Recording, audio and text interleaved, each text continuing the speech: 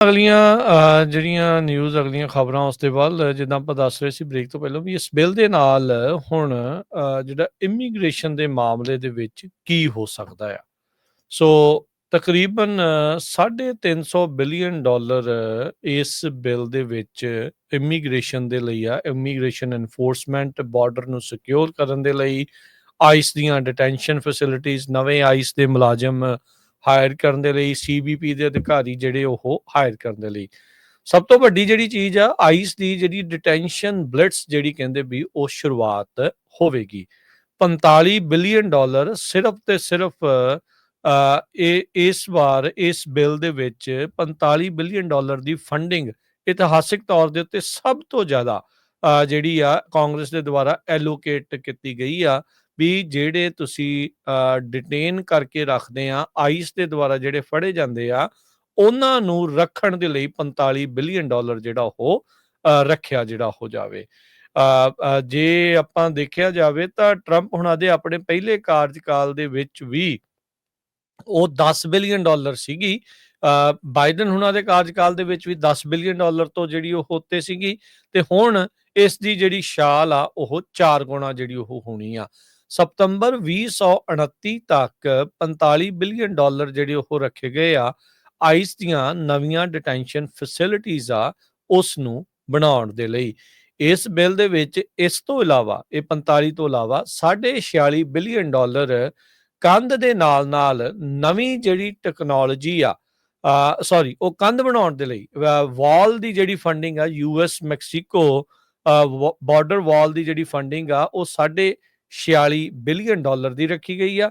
6 billion dollar border ਦੀ technology surveillance ਉਸ ਦੇ ਲਈ, ਤੇ ਹੋਰ ਬਾਰਡਰ ਸਿਕਿਉਰਿਟੀ ਇਮੀਗ੍ਰੇਸ਼ਨ ਦੇ ਜਿਹੜੇ ਮੈਜਰਸ ਆ ਉਸ ਦੇ ਲਈ ਜਿਹੜੀ ਇਹਨਾਂ ਨੇ ਰੱਖੀ ਗਈ ਹੈਗੀ ਆ।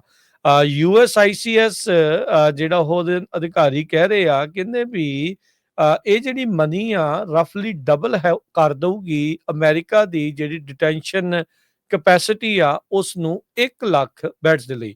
ਸੋ ਮਤਲਬ ਅਮਰੀਕਾ ਇੱਕ ਟਾਈਮ ਦੇ ਉੱਤੇ 1 ਲੱਖ ਜਾਣਿਆਂ ਨੂੰ ਜਿਹੜਾ ਡਿਟੇਨ ਕਰਕੇ ਆਈਸ ਦੀ ਹਿਰਾਸਤ ਦੇ ਵਿੱਚ ਰੱਖ ਸਕੂਗਾ।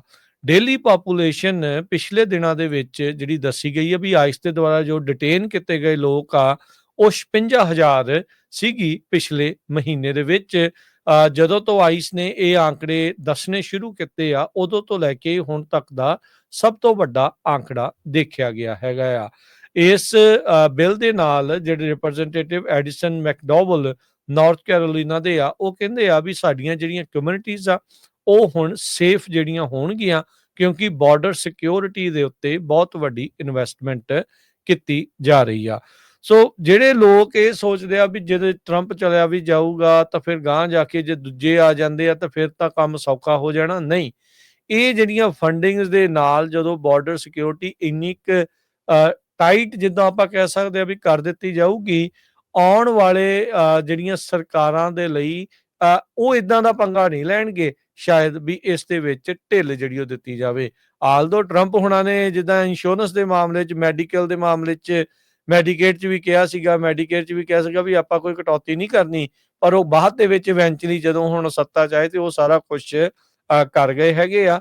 ਪਰ ਇਮੀਗ੍ਰੇਸ਼ਨ ਦੀ ਫੜੋ ਫੜਾਈ, ਇਮੀਗ੍ਰੇਸ਼ਨ ਦੀ ਦੇ ਮਾਮਲੇ ਦੇ ਵਿੱਚ ਇਹਨਾਂ ਦੇ ਕੋਲ ਹੁਣ ਬਹੁਤ ਵੱਡਾ ਅਮਾਊਂਟ, ਬਹੁਤ ਵੱਡੀ ਜਿਹੜੀ ਰਾਸ਼ੀ ਆ ਅਮਰੀਕਾ ਦੇ ਇਤਿਹਾਸ ਦੇ ਹਿਸਾਬ ਦੇ ਨਾਲ ਉਹ ਆਊਗੀ। ਤੇ ਜਿਹੜੇ ਹਰਜੋਤ ਸਿੰਘ ਜੀ, 2 ਕੰਪਨੀਆਂ ਜਿਨ੍ਹਾਂ ਦੇ ਕੋਲ ਸਭ ਤੋਂ ਜ਼ਿਆਦਾ ਹੈਗੇ ਨੇ, ਜੀਓ ਗਰੁੱਪ ਤੇ ਕੋਰ ਸਿਵਿਕ, ਇਹਨਾਂ ਦੇ ਹੁਣ ਵਾਰੇ ਨਿਆਰੇ ਜਿਹੜੇ ਉਹ ਹੋਣ ਜਾ ਰਹੇ ਆ, ਕਿਉਂਕਿ ਇਹਨਾਂ ਨੂੰ ਹੋਰ ਨਵੇਂ ਜਿਹੜੇ ਟੈਂਡਰ ਮਿਲਣਗੇ, ਨਵੇਂ ਡਿਟੈਂਸ਼ਨ ਸੈਂਟਰ ਬਣਾਉਣਗੇ ਤੇ ਮਿਲੀਅਨਸ ਆਫ ਡਾਲਰ ਜਿਹੜੇ ਆ ਉਹ ਉਹਨਾਂ ਨੂੰ, ਮਿਲੀਅਨ ਕਿਉਂ ਬਿਲੀਅਨਸ ਆਫ ਡਾਲਰ ਜਿਹੜੇ ਆ ਉਹ ਇਹਨਾਂ ਦੇ ਵਿੱਚ ਐਡ ਜਿਹੜੇ ਉਹ ਹੋਣ ਜਾ ਰਹੇ ਆ। ਜਿੱਦਾਂ ਹੁਣੇ ਰੀਸੈਂਟਲੀ ਐਲੀਗੇਟਰ ਐਲਕਟਰਾਜ਼ ਫਲੋਰੀਡਾ ਦੇ ਵਿੱਚ ਜਿਹੜਾ ਉਹ ਬਣਾਇਆ ਗਿਆ, ਇਵੈਂਚੁਅਲੀ ਮਨੀ ਟੈਕਸਪੇਅਰ ਦੀ ਆ ਤੇ ਜਾਣੀ ਕਿਹਨਾਂ ਦੀਆਂ ਜੇਬਾਂ 'ਚ ਆ, ਇਹ ਸਭ ਨੂੰ ਹੀ ਪਤਾ ਆ। ਲੋਕਾਂ ਦੇ ਲਈ ਜਿਹੜੇ ਸੋਚ ਰਹੇ ਆ ਵੀ 2-4 ਮਹੀਨੇ ਚੁੱਪ ਕਰਕੇ ਬੈਠੇ ਰਹੋ, ਉਹਨਾਂ ਨੂੰ ਦੱਸ ਦਈਏ ਵੀ 45 ਬਿਲੀਅਨ ਡਾਲਰ ਦੀ ਜਿਹੜੀ ਫੰਡਿੰਗ ਹੋਈ ਆ ਇਮੀਗ੍ਰੇਸ਼ਨ ਦੇ ਲਈ, ਉਹ ਟਰੰਪ ਹੋਣਾ ਦਾ ਪਹਿਲਾ ਐਡਮਿਨਿਸਟ੍ਰੇਸ਼ਨ, ਬਾਈਡਨ ਹੋਣਾ ਦੇ ਐਡਮਿਨਿਸਟ੍ਰੇਸ਼ਨ ਦਾ ਟਾਈਮ ਤੇ ਓਬਾਮਾ ਹੋਣਾ ਦੇ ਐਡਮਿਨਿਸਟ੍ਰੇਸ਼ਨ ਦਾ ਟਾਈਮ ਜੇ ਕੰਬਾਈਨ ਕਰ ਲਈਏ ਉਹਦੇ ਨਾਲੋਂ ਜ਼ਿਆਦਾ ਆ। ਪ੍ਰੈਜ਼ੀਡੈਂਟ ਓਬਾਮਾ ਦੇ ਟਾਈਮ ਦੇ ਉੱਤੇ ਜਿਹੜੀ ਇਮੀਗ੍ਰੇਸ਼ਨ ਡਿਟੈਂਸ਼ਨ ਫੰਡਿੰਗ ਸੀਗੀ ਵੀ ਲੋਕਾਂ ਨੂੰ ਫੜ ਕੇ ਜੇਲ੍ਹਾਂ 'ਚ ਦੇਣਾ, ਜਿਹੜੀਆਂ ਪ੍ਰਾਈਵੇਟਲੀ ਹੈਲਡ ਜੇਲ੍ਸ ਆ ਇਹ, ਉਹ ਸਿਰਫ $9 ਬਿਲੀਅਨ ਸੀ। ਓਬਾਮਾ ਦੇ ਜਿਹੜਾ 2009 ਤੋਂ 2012 ਤੀ, 2013 ਤੋਂ 2016 ਤਾਈਂ $9.5 ਬਿਲੀਅਨ ਸੀ। ਟਰੰਪ ਐਡਮਿਨਿਸਟ੍ਰੇਸ਼ਨ ਦੇ ਟਾਈਮ 2017 ਤੋਂ 2020 ਤਾਈਂ $11 ਬਿਲੀਅਨ ਸੀ। ਬਾਈਡਨ ਉਹਨਾਂ ਦੇ ਟਾਈਮ ਤੇ ਸੇਮ ਰਹੀ ਆ $11 ਬਿਲੀਅਨ, ਜੋ ਕਿ ਹੁਣ $45 ਬਿਲੀਅਨ ਜਿਹੜਾ ਆ ਉਹਦੇ ਲਈ ਦਿੱਤਾ ਗਿਆ ਆ ਸਤੰਬਰ 2029 ਤਾਈਂ। ਸੋ ਲਗਾਤਾਰ 4 ਸਾਲ ਇਹ ਮਨੀ ਜਿਹੜਾ ਸਪੈਂਡ ਕੀਤਾ ਜਾਊਗਾ।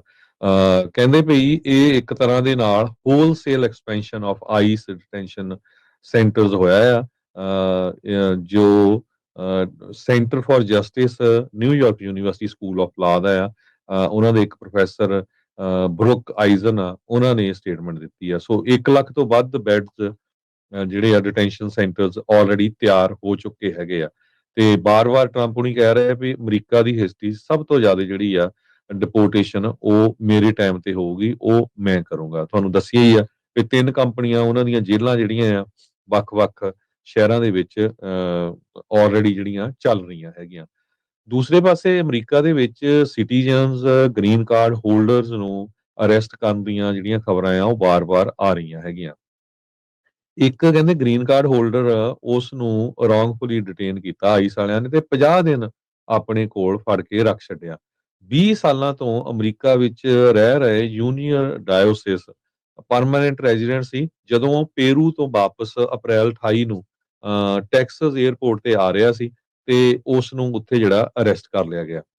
ਤੇ ਡਿਪਾਰਟਮੈਂਟ ਆਫ ਹੋਮਲੈਂਡ ਸਿਕਿਉਰਿਟੀ ਨੂੰ ਜਦੋਂ ਕੰਟੈਕਟ ਕੀਤਾ ਗਿਆ, ਉਹਨਾਂ ਨੇ ਇਹਦੇ ਬਾਰੇ ਕੋਈ ਜਿਹੜਾ ਜਵਾਬ ਨਹੀਂ ਦਿੱਤਾ।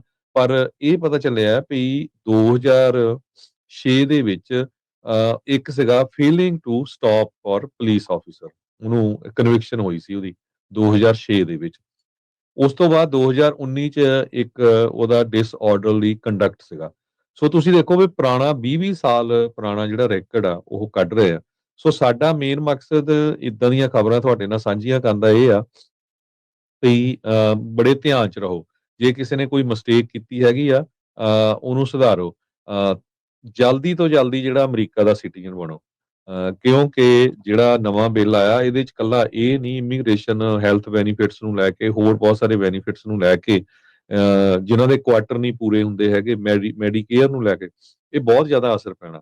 ਸੋ ਸਿਟੀਜ਼ਨ ਬਣਨਾ ਬਹੁਤ ਜ਼ਰੂਰੀ ਆ, ਕਿਉਂਕਿ ਜਦੋਂ ਤੁਸੀਂ ਅਮਰੀਕਾ ਦੇ ਸਿਟੀਜ਼ਨ ਆ ਤੇ ਤੁਹਾਡੇ ਰਾਈਟਸ ਗ੍ਰੀਨ ਕਾਰਡ ਜਾਂ ਵਰਕ ਪਰਮਿਟ ਜਾਂ ਪੋਲੀਟੀਕਲ ਅਸਾਈਲਮ ਵਾਲਿਆਂ ਨਾਲੋਂ ਕਿਤੇ ਜ਼ਿਆਦਾ ਹੈਗੇ ਆ। ਉਹ ਵੱਖਰੀ ਗੱਲ ਆ ਵੀ ਉਹ ਛਿੱਕੇ ਟੰਗੀ ਜਾਂਦੇ ਆ। ਜੀ।